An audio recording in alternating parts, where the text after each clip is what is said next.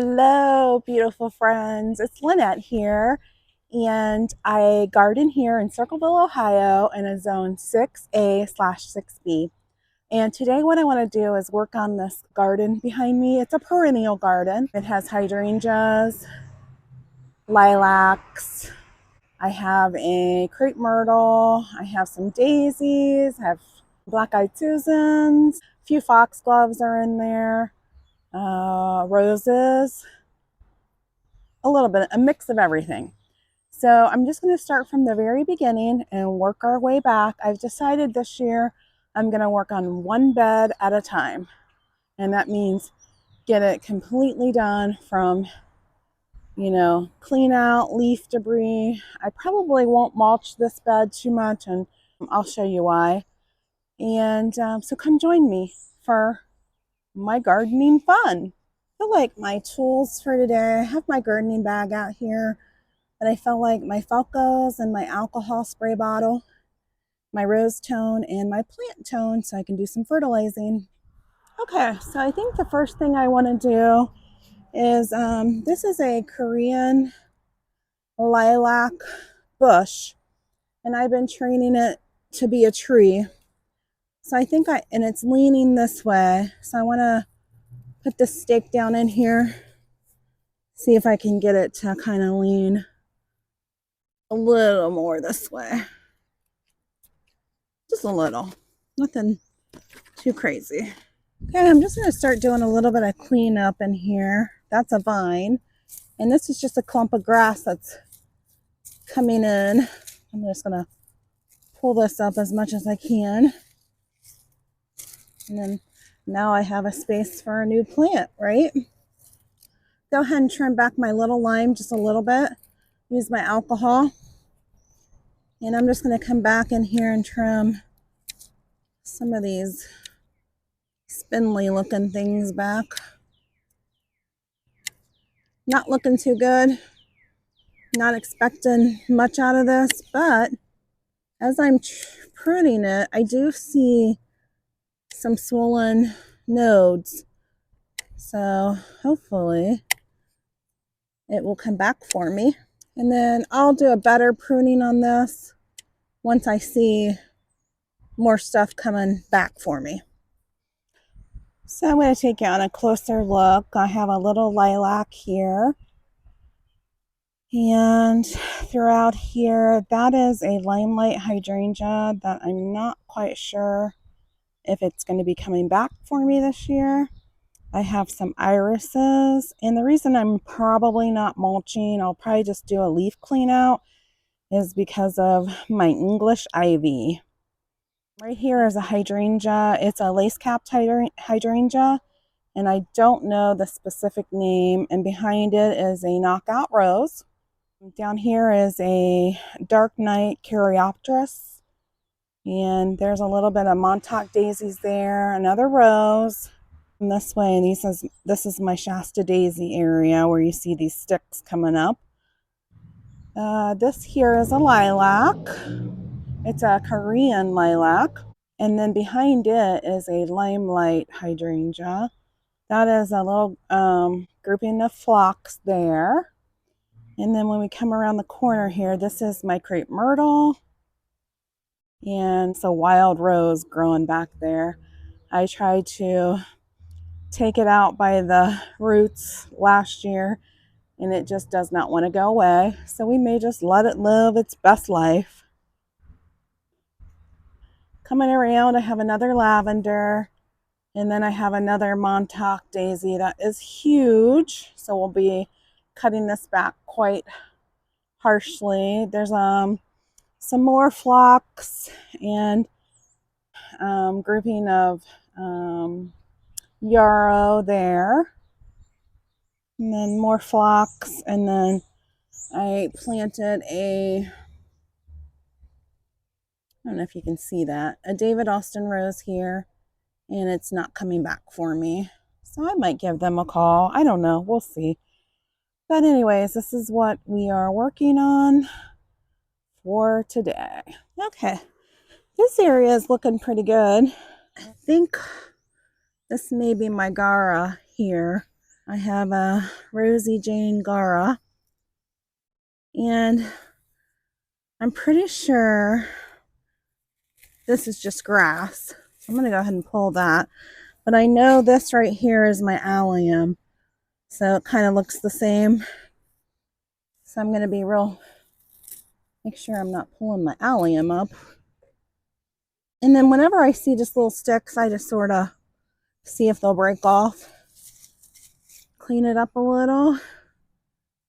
That's an allium there growing. So I hope you can see this. I do have another little lime right here, and that just broke off. So I'm real concerned about my limelight hydrangeas this year. And I'm just going to take it back to what I see, where I think I see like a swollen node. I'm going to get rid of the dangly stuff. Maybe me pruning it will tell it to wake up.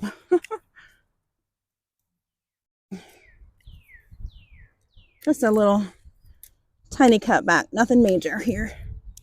Okay, so this lace cap hydrangea is looking fabulous. So, but what I want to do is go in and cut off the old dead. So I'm just going to go back to where, the leaves are telling me they're waking up and cut these off. And if I don't love something, like I might not love this one coming out so far, I'll just cut it back there. Lace cap, so you can really take these back further if you would like to, because they do grow on the new wood.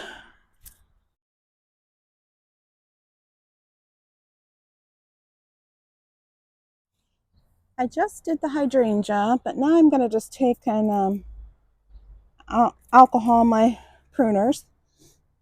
And then what I normally do is let it sit on there for, a couple seconds. And I just sort of wipe a little of the excess off on my pants. This is a double knockout pink rose, and it's looking fabulous. I'm not doing much to it. I'm going to go in and I'm going to get rid of last year's blooms, old blooms here. And then that's the seed pod right there.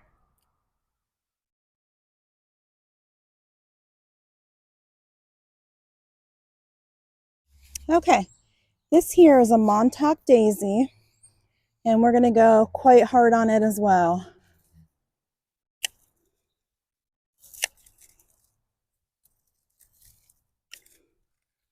Just getting everything kind of freshened up. These sticks here are just the sticks to my Shasta daisies. So I'm just going to go in and, if they don't break off, sometimes they'll break off. If they don't, I'm just going to go as low as I possibly can. I wanted to show you, we're taking these sticks out, and here's a few sticks from last year's Shasta daisies, but you can see the new beautiful leaves coming up underneath all this debris. Here's our fresh Shasta daisies. Okay, so this is a David Austin rose here. It's been here since I got here, since we moved in. And I thought I knew the name of it, and I can't think of what it is now. But it hasn't been doing the greatest for me. But this year it's looking pretty good. So I'm just going to go back and cut off some of this dead stuff here. I'm not going to do much to it, I don't think. I might take this back to about right there.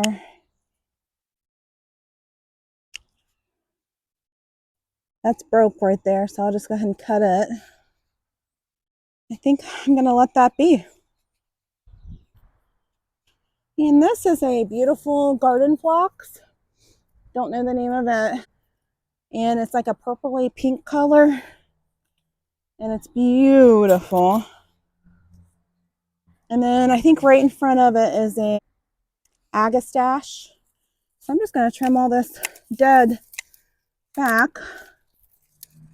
Feels so good to be getting some of this yard work done, because we've had some pretty chilly weather, and I had just gotten back from Washington, D.C., and my husband and my son told me that it just rained like crazy. Okay, so this leads me to my limelight hydrangea. And I'm going to spray again.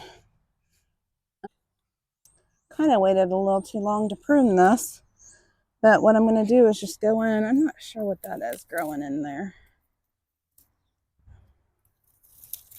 But I'm going to take off, like, see that piece right there? It looks dead. Take that off. I'm going to go back and get rid of all these dangly pieces. And I'm trying to go back to where I see a fresh set of, I don't see anything on that one. So I'm going to just get rid of this stick here. Okay, now this is leading us to a clump of yarrow. And this yarrow goes crazy. So I've had to put a trellis over it. And I will show you how I cut that back. Okay, so this is the fresh yarrow here coming up.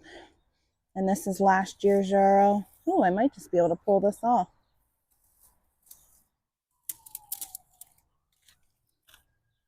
I love yarrow. I know a lot of people don't love it, but I think it's beautiful. I don't know if I would want it everywhere, but the two little things of yarrow that I have, I really enjoy. Okay, this monstrosity here is a Montauk daisy, and it's pretty much in full sun. And I'm going to cut this way back because last year, if you can see down at the base, it started to kind of split in the middle. I do think I can, chop a piece off of this and have more if I want it. I'm not sure if I want it, so I'm just going to cut this one back really hard. And I think what I'm going to do is just listen to the plant again. So right here is last year's old bloom. And I'm going to go all the way back here where I see some fresh stuff coming. And then if it's not fresh stuff, if I see like a little node, I really want to cut this back quite hard. Come here and go down to this new growth here. Kind of really take this back, get rid of all this dead from last year. I'm even going to take this, I know I see a little fresh one, but I'm going to really go hard on this, you guys, because it was driving me nuts last year. And this is a Montauk daisy, and it'll bloom for you in fall. So it's kind of nice, really, to have this plant in the garden. And I don't know what to do about this. I'm just going to sort of go like this. And I'm going to keep an eye on it, and see what's happening. This whole branch may go. I am seeing some green. So, who knows what's going to happen with it. But for now, I'm just going to sort of go crazy and get it cut back quite hard.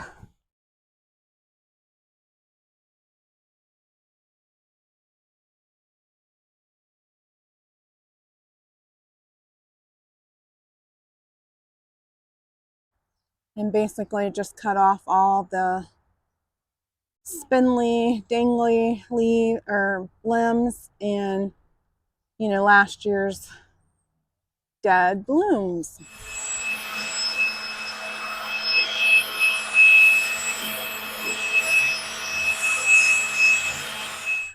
I wanted to show you guys how I'm just gonna go through and fertilize. I'm going to use Plant Tone Espomic. It's organic. And all I'm going to do is just for this, because I have so many plants, I'm going to just kind of go like that. I'm going to save out the roses and the hydrangeas.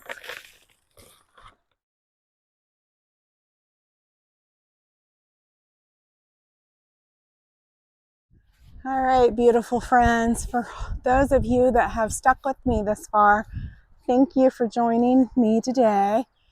I got it all done. I'm probably not going to mulch, but maybe like the edges because there's so much English ivy in here. But I hope this inspires you guys to go find something to prune and go find your passion today. Thanks, guys.